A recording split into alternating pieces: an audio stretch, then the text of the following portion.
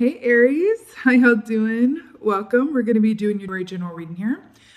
Before I get to your meditation, just a couple of quick announcements. I have opened availability for personal readings. Woo woo. All of that information is on my website, which is listed in the description box below.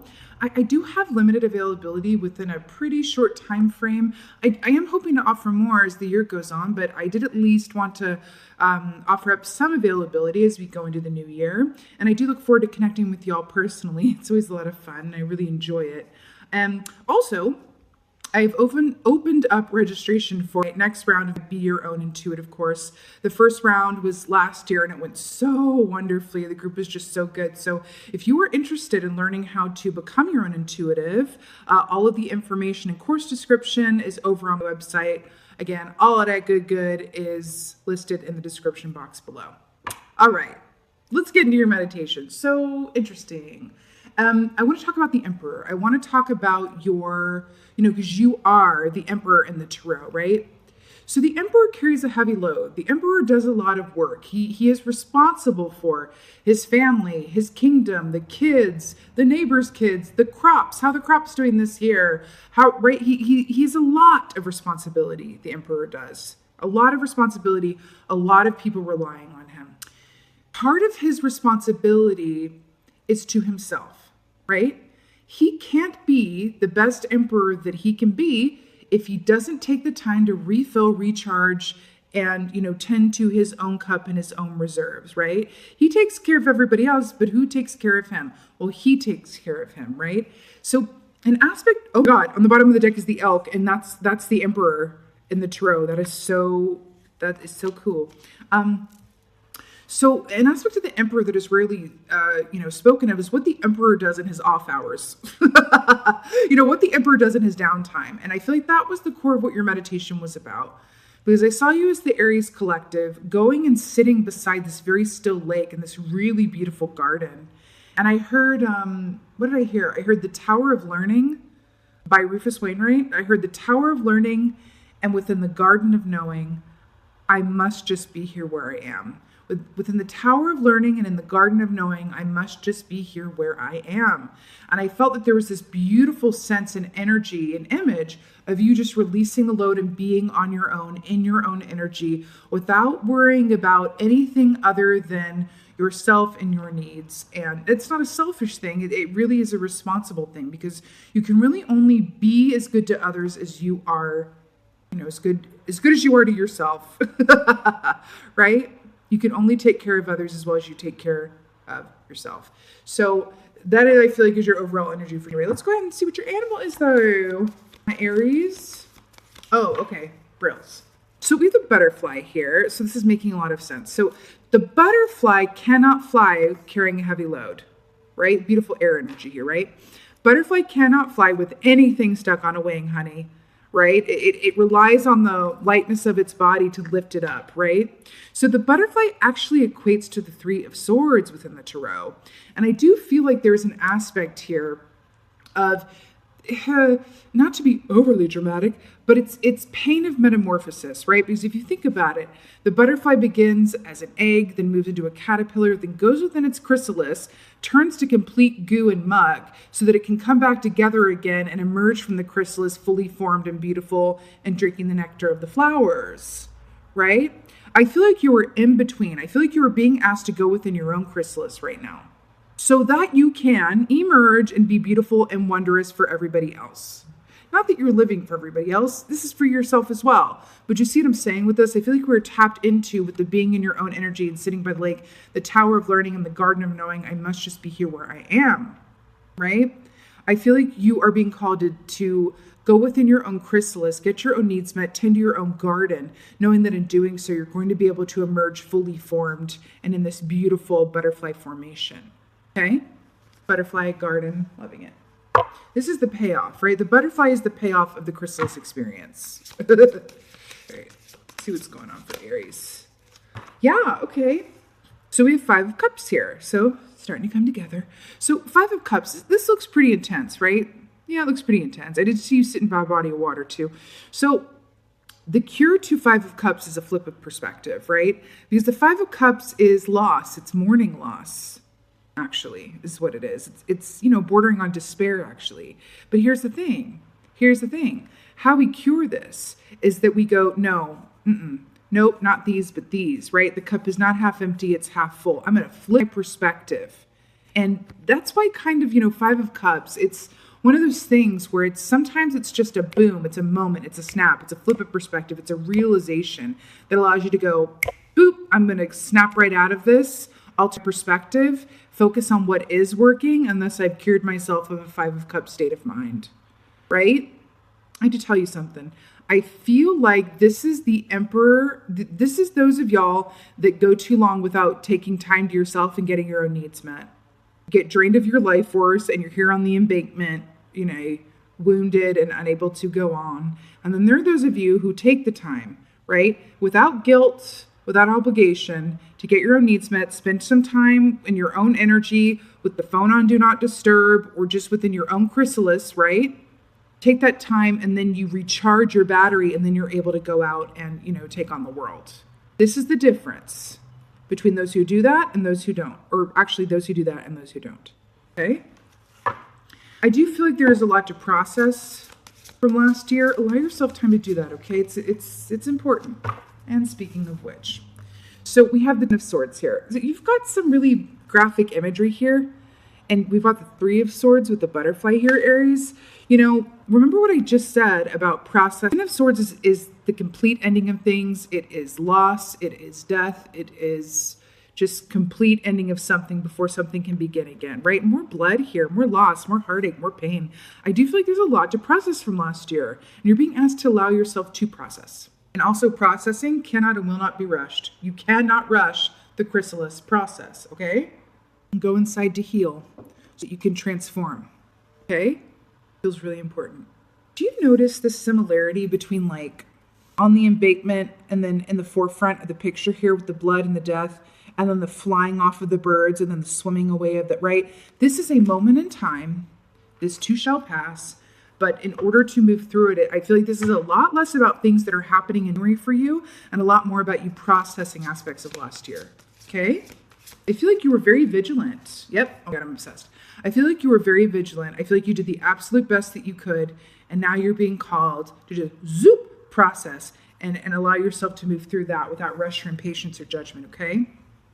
Six of Cups. I'm so obsessed with this. I love that this is where you graduate to. This is what you have on the other side of this processing, right? So Six of Cups is nostalgia, childhood pursuits, but this is also about absolutely allowing yourself to be in the moment and want for nothing. Sitting again by that body of water. This is just being in the moment and going, oh God, because think about children, right? They are just beautiful teachers of what being in the moment really looks like, right? And you're being asked to do that on the other side of this chrysalis, right? It's like you're returning to an aspect of yourself that maybe been lost or that had to endure a lot of, vigilance and fear and pain and worry and hardship. And you come through that and you're renewed again and return to this place of, excitement about the possibilities of life, okay? I'm also hearing to engage in activities that allow the time to fly during this chrysalis process. And it may be returning to childhood aspects of yourself, childhood activities that you used to love to enjoy. I'm seeing a very specific image, actually, for somebody. I saw this thing on sale where they were selling a vintage Nintendo video game controller, like vintage how it used to be. I feel like it was the early or mid, that old Nintendo controller with the red buttons and the gray body. It's going back to what used to work for you and returned you to a time before you experienced a lot of this, adulting, right? I feel like that could be very therapeutic for you, right? And well deserved. Well, so we have the Hierophant here. This is Taurus energy to clarify the Five of Cups, again with this red. So the Hierophant is very much about uniform. It's very much about tradition.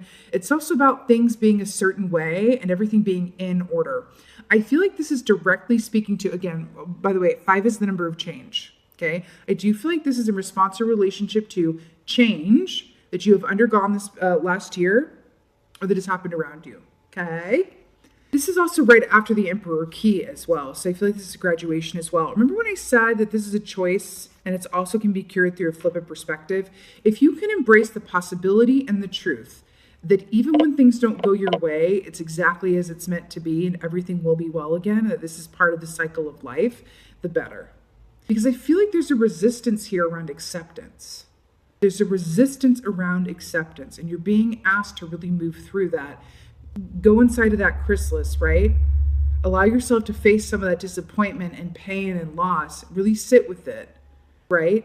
And allow yourself to transform within and through it. You can derive strength from the loss and the pain, right? And emerge out of the other side of it with a place of clear perspective, appreciation, and newfound gratitude with the Six of Cups, right?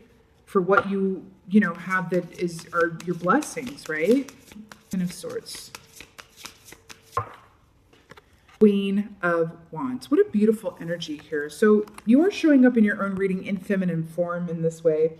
The Queen of Swords is a confident queen. She's also about the home and the hearth. She's also, look at her energy. She is this beautiful representation of understanding that balance is the key to happiness, right? Balance is the key to happiness. But because she is the queen of the home and hearth as well, she also understands that, the idea and aspect of home, while it does look different to different people, at the end of the day, that feeling of home, that home is not an actual place and it's not an actual person. It's a feeling you derive within for yourself. And you're being asked to do some processing and come to terms wherever and with whomever feels like home to you. This is about comfort, right? Comfort, finding that safe place to process. If actually it's the home and the hearth and we're talking about going within your chrysalis, you're being asked to engage in whatever, you need to that is constructive and comforting and calming and safe, okay? I just heard, and the sun will shine again, because I'm really drawn to that sunflower there, okay? Give to yourself what you've given to others, right? You're being asked to do, being asked to do that. So here we have Three of Swords. So, that came up with the butterfly there, right?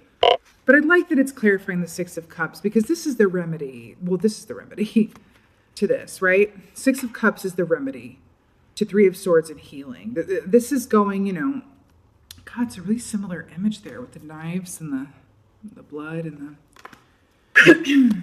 This is the remedy to that. It's really about engaging in things that bring you comfort, that make the time fly. This is very much about understanding that, we really have control over very little. But what we do have facility around is how we respond to things. Not how we react to things, but how we respond to things. It is always within our capability to see the silver lining and to see the cup as half full. But sometimes, in order to get there, we have to go to the opposite and the extreme and really allow ourselves to click in with the pain of how empty that cup has been, of how, much of a lack of a silver lining there has been. Sometimes it's about confronting that and letting yourself really see it and feel it. It's, what do they say? Feel it to heal it. Feel it to heal it. And you're being asked to do so within the comfort and confines of the vortex energy of comforts of home and family and warmth, right? I'm noting this water here from the rain clouds, and it's coming down, and then it's like where it lands you in the river. On the other side of this, right, is not just acceptance, but it's the kind of, newfound appreciation and gratitude for where you are and where you're going. Allow yourself to be transformed through the pain. Allow the pain to transform you. But in order for that to happen and not carry it on in your subconscious and whatever else, it's about allowing yourself to actively participate in the experience of healing, right? Allowing yourself to actively participate in the experience of healing. Let's go ahead and get an oracle for y'all. I'm also drawn to the fact that pigeons also represent messages, right? And communication, letters, email, messages as well. I do feel like there is support around you. And as you need support, ask for it. Because part of the Emperor archetype as well is a shadow aspect of the Emperor archetype can be having difficulty asking for help or admitting that they need help. And you're being guided to, ask for help with, when and as you need it. There's help to be found. Allow others to be there for you as you have been there for them. It's important. Okay? Oracle.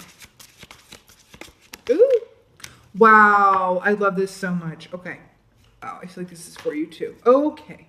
Yamanya, so Yamaya, I call her golden opportunity. Important doors are opening for you right now. Walk through them. This is so deep.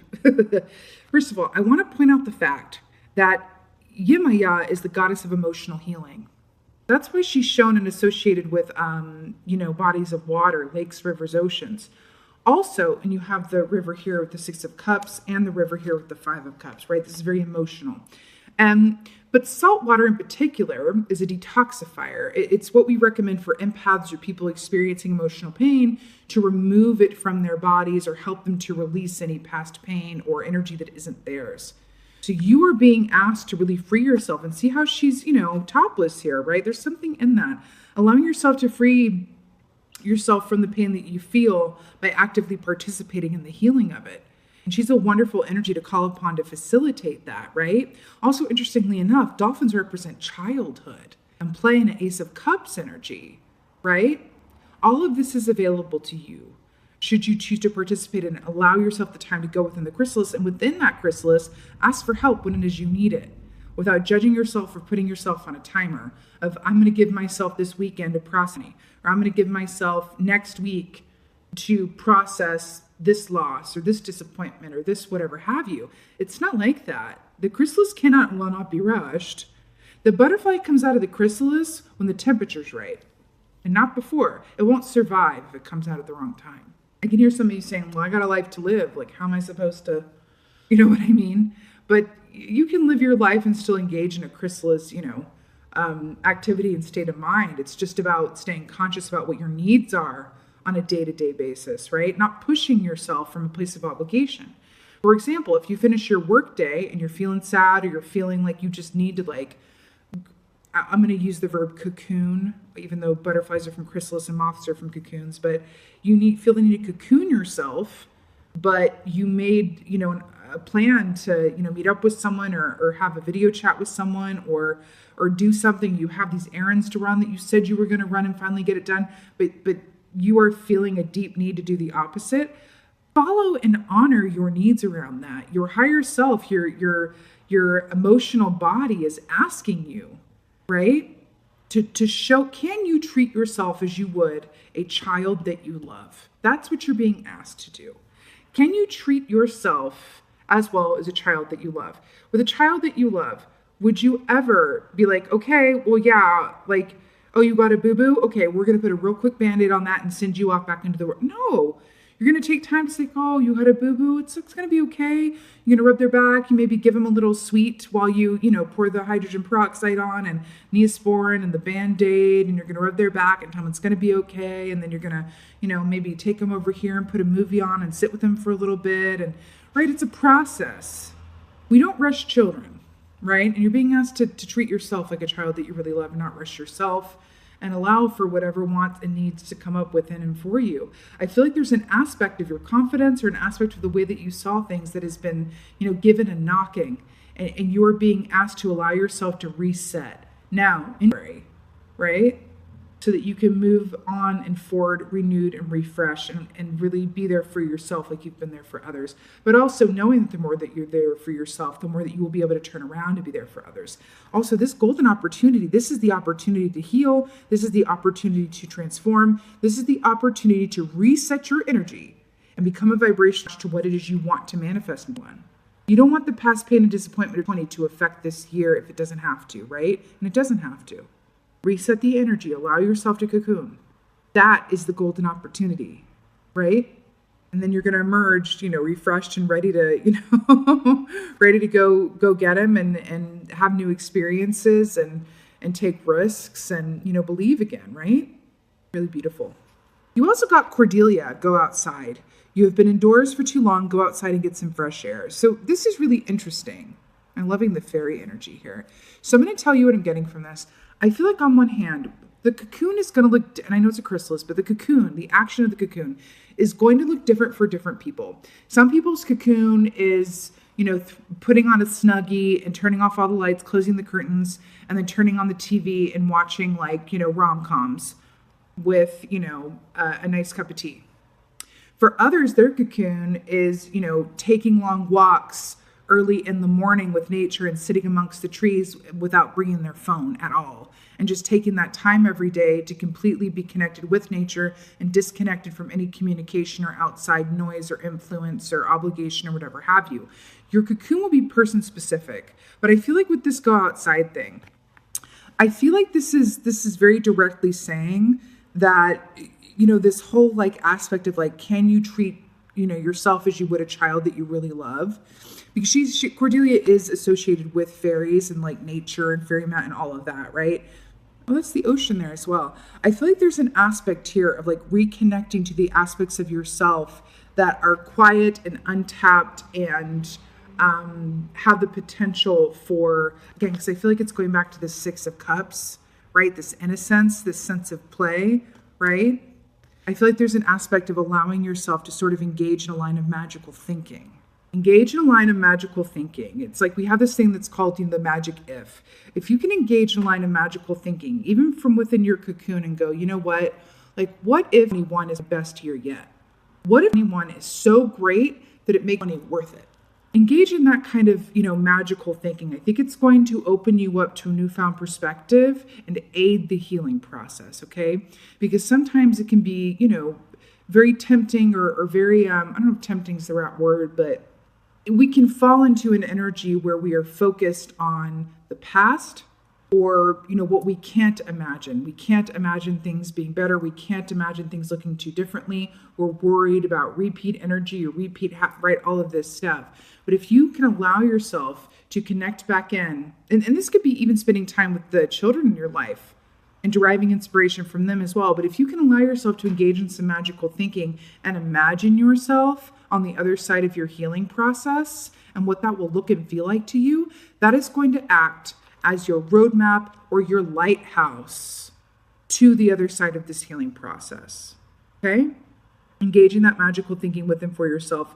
Imagine yourself in a place on the other side of this healing and how amazing that is going to feel. What? Right? Like rising up out of the ocean topless with a necklace of seashells with a dolphin friend. Right? I also want to point out that she's like shown as being a mermaid here, right? So she's half in the chrysalis and then half out. This is you emerging from this healing process, right? And I feel like this is also saying that this is an opportunity, again, like I said, within your highest and best good, for you to transform some of these energies that are not a vibration to what you want to transform them, heal them, release them, and move on with a newfound sense of freedom and perspective. Okay, Aries? All right, this was your general reading. I so hope that this helped and resonated. If so, please do let me know in the comments below. I just love reading your comments. And with that being said, just thank you. Thank you guys so very much. Thank you so much for being here and all of your support. And as always, and most of all, thank you for being you. And be well. Until next time.